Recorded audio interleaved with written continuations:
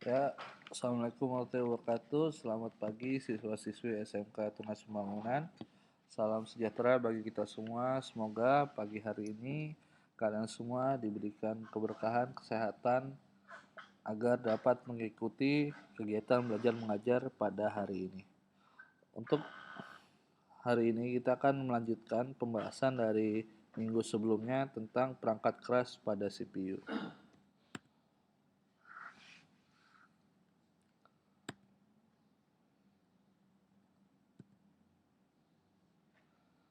Oke, kita lanjutkan.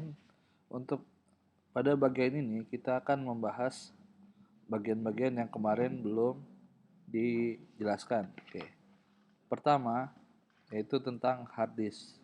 Hard disk adalah salah satu perangkat keras komputer yang menyediakan ruang penyimpanan yang digunakan untuk menyimpan atau membaca pada komputer.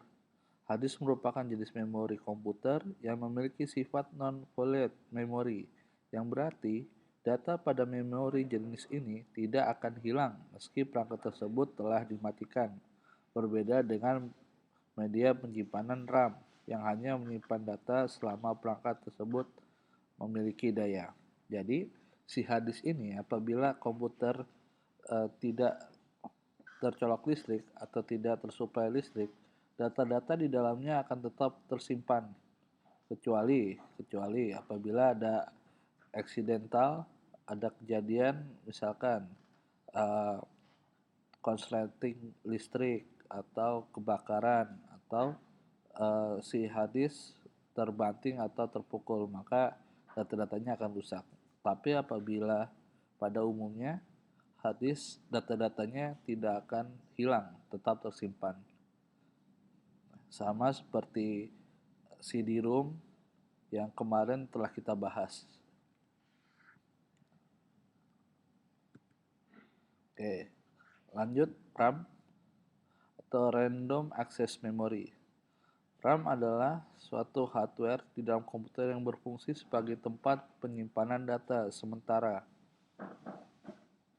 dan berbagai instruksi program.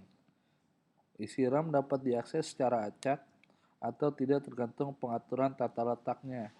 Di dalam RAM dapat hilang ketika komputer dinonaktifkan atau daya listrik ke power supply dicabut dari perangkat.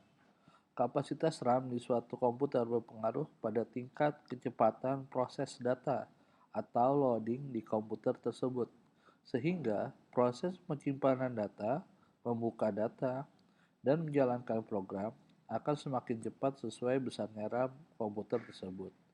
Jadi besarnya komputer sangat mempengaruhi kinerja dan sebuah komputer.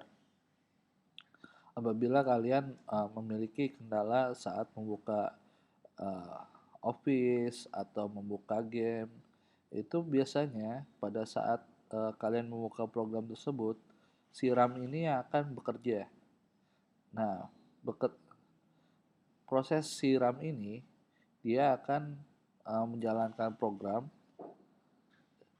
yang kalian buka atau yang kalian perintahkan.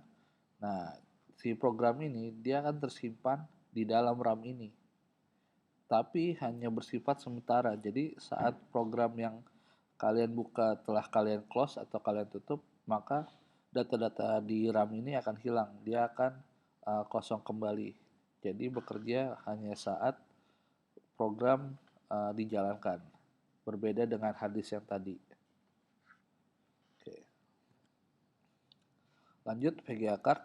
VGA adalah Video Graphic Accelerator yang memiliki fungsi sebagai cara untuk mengolah data grafis atau bisa menampilkan layar monitor.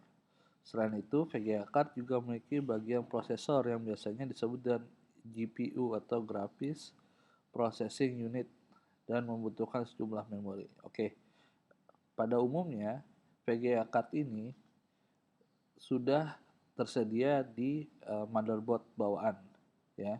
Jadi kebanyakan VGA card ini sudah menempel pada motherboard atau istilahnya VGA internal. Nah, untuk yang VGA seperti ini, itu istilahnya eksternal karena harus dipasangkan dulu ke motherboard. Nah, Tapi VGA yang ada di dalam internal motherboard itu biasanya hanya kapasitas VGA-nya itu kecil, jadi hanya digunakan untuk program-program yang ringan, tidak untuk mengedit video atau untuk game atau untuk desain grafis yang ukurannya besar ya. Jadi apabila kalian menggunakan VGA internal, maka tidak disarankan untuk bermain game yang berat atau merender video. Nah, untuk yang kalian untuk bermain game berat atau mengedit video, disarankan menggunakan VGA card atau VGA eksternal.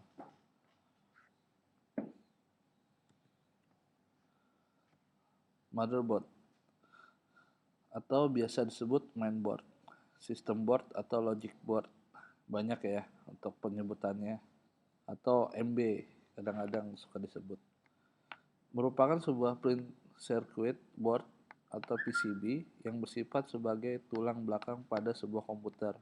Sebab motherboard menyediakan sebuah konektivitas elektrik yang disebut bus, sehingga semua komponen dan perangkat eksternal pada motherboard tersebut dapat terhubung. Jadi si motherboard ini dia menjadi penghubung antara hardware atau perangkat keras baik CD-ROM, power supply, RAM, prosesor, VGA card, hard disk itu tersambungnya ke si motherboard ini. Nah, jadi apabila si motherboard ini rusak, maka kemungkinan alat lainnya tidak akan terdeteksi karena dia merupakan pusat dari pengaturan perangkat keras yang ada di komputer. Nah, untuk motherboard sendiri banyak pilihannya, banyak mereknya, bisa kalian browsing di internet. Nah, masing-masing motherboard, masing-masing merek itu mempunyai spesifikasinya masing-masing. Nah, bisa kalian ingat pada pelajaran sebelumnya tentang prosesor. Prosesor sendiri banyak terbagi mereknya ya. Yang terkenal saat ini yaitu AMD dan Intel. Nah, motherboard ini harus sesuai dengan prosesor yang akan kita gunakan.